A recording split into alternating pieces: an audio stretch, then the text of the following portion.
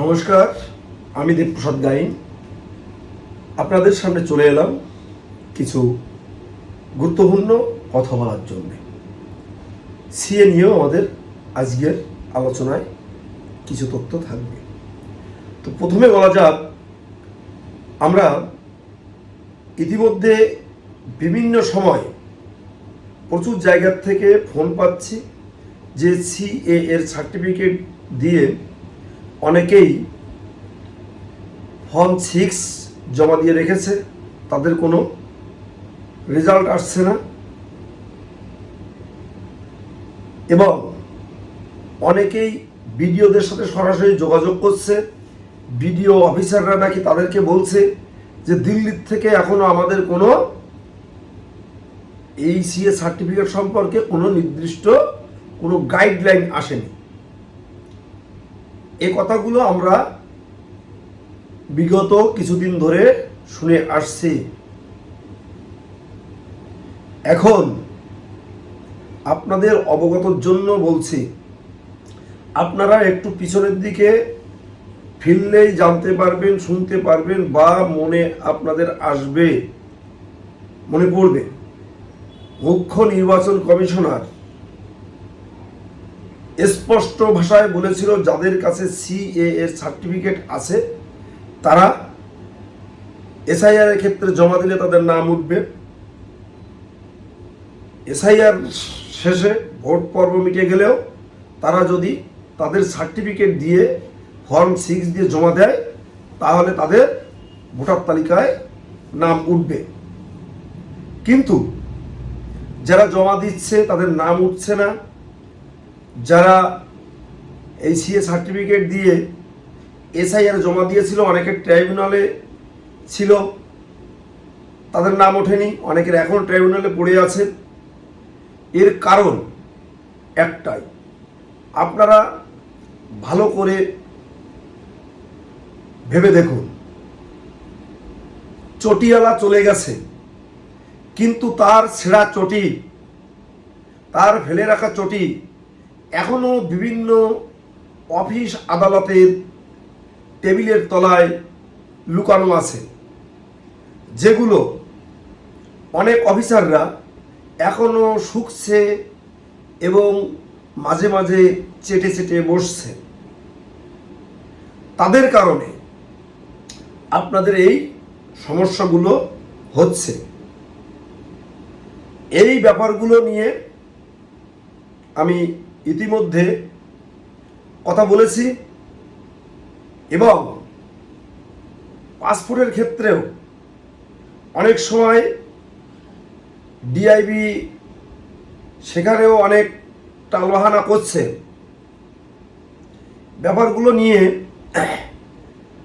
আমার গুরুকবি অসীম সরকারের সঙ্গে বিধায়ক এমএলএ বটে আমার শ্রদ্ধেয় ভাজন, তার সাথেও আলোচনা করেছিলাম।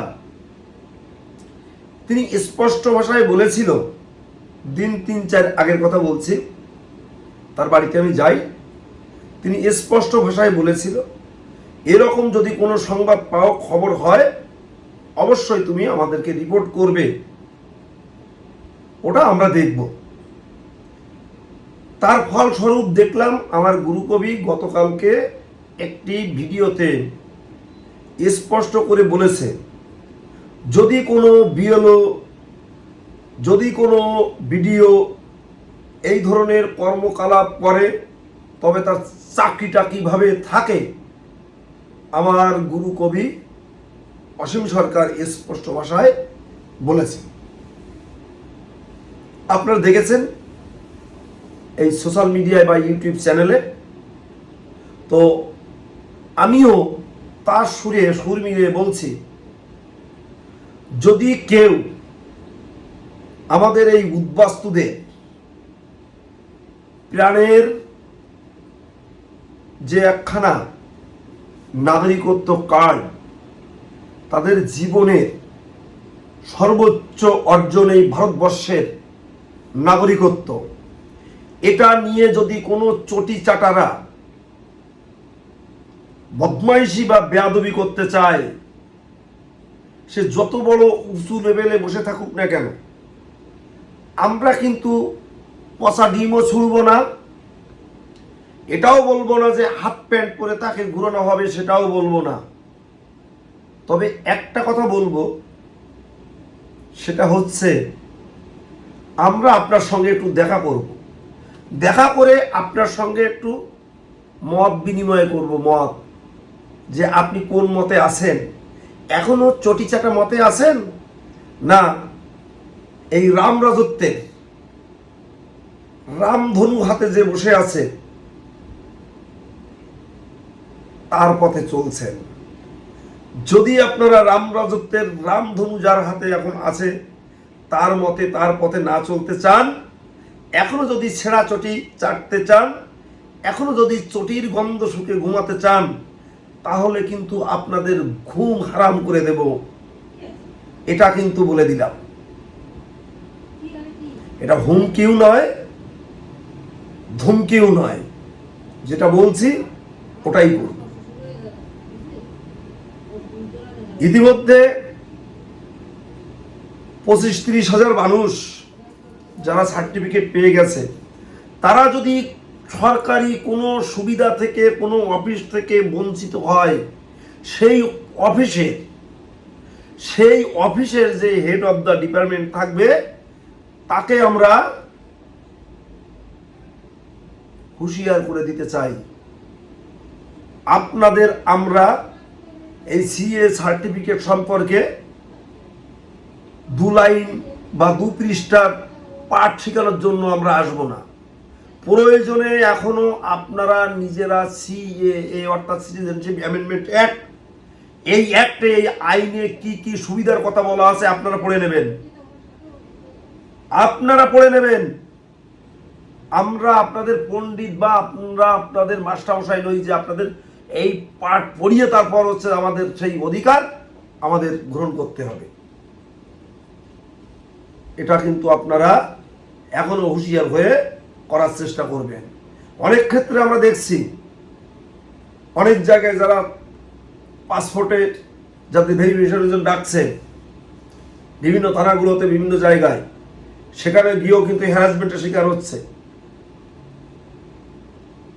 মাঝে এক থানাতে হাসাহাসি করেছিল, ফোন করে সে ভদ্রলোককে আমি বলেছি, আপনি যত বড় অফিসার হন না কেন, এই সিএ সার্টিফিকেট কিসের সার্টিফিকেট, কোন কাজে আসে, আর একবার যদি বলেন আপনারে এমন দৌড় করাবো পথ খুঁজে পাবেন না, আপনি যত বড় যাই হন না কেন। আমি আমার এই উদ্বাস্তু মানুষ যারা আপনারা সার্টিফিকেট পেয়ে গেছেন, তাদেরকে বলবো, আপনারা যদি সম্ভব হয় অবশ্যই আপনাদের ফোন নাম্বারটি আমার কমেন্টস বক্সে দিয়ে রাখবেন। তার কারণ আপনাদের প্রত্যেকের সঙ্গে আমি কথা বলবো এবং প্রত্যেকের ফোন নাম্বার লিখে রাখবো, কি কি সুবিধা হচ্ছে, কি কি অসুবিধা হচ্ছে, টোটাল কথাগুলো আমি জানবো লিখিতভাবে। টোটাল সব কথাগুলো কি কি অসুবিধা ঘটাচ্ছে বিভিন্ন অফিসে, যেমন পাসপোর্ট অফিসে, যেমন বিডিও অফিসে, বিশেষ করে এই ক্ষেত্রে আমাদের পাসপোর্টের দরকার। আর আমাদের কি দরকার?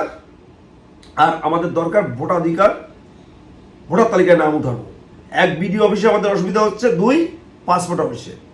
এই দুটো জায়গা সম্পর্কে টোটাল আপনাদের প্রত্যেকের কি কি অভিজ্ঞতা এবং এই সার্টিফিকেট নিয়ে আপনারা যারা অন্নপূর্ণা যোজনা করতে যাচ্ছেন তাদের অভিজ্ঞতা কি, অভিজ্ঞতার কথাগুলো আমি জানবো, সব লিখিত লিখব, সরাসরি আমাদের মাননীয় মুখ্যমন্ত্রী শুভেন্দু অধিকারী মহাশয়ের কাছে টোটাল এগুলো আমি জমা দেব এবং আমাদের ধর্মগুরু মন্ত্রী মশাই শান্তনু ঠাকুর মহাশয় তার কাছেও দেব একটা, আর একটা দেব আমার প্রাণ প্রিয় গুরুকবি অসীম সরকারের কাছে।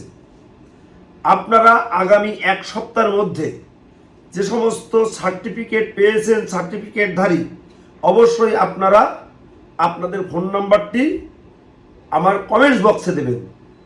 ফোন করলে লিখতে পারবো না, আর প্রচুর ফোন এসে যাবে, যে কারণে আপনারা ফোনটা না করে কমেন্টস বক্সে আপনাদের ফোন নাম্বার লিখে দেবেন যে সার্টিফিকেট পেয়েছি অমুক জেলা, এইটা করে আমাকে একটু পাঠান।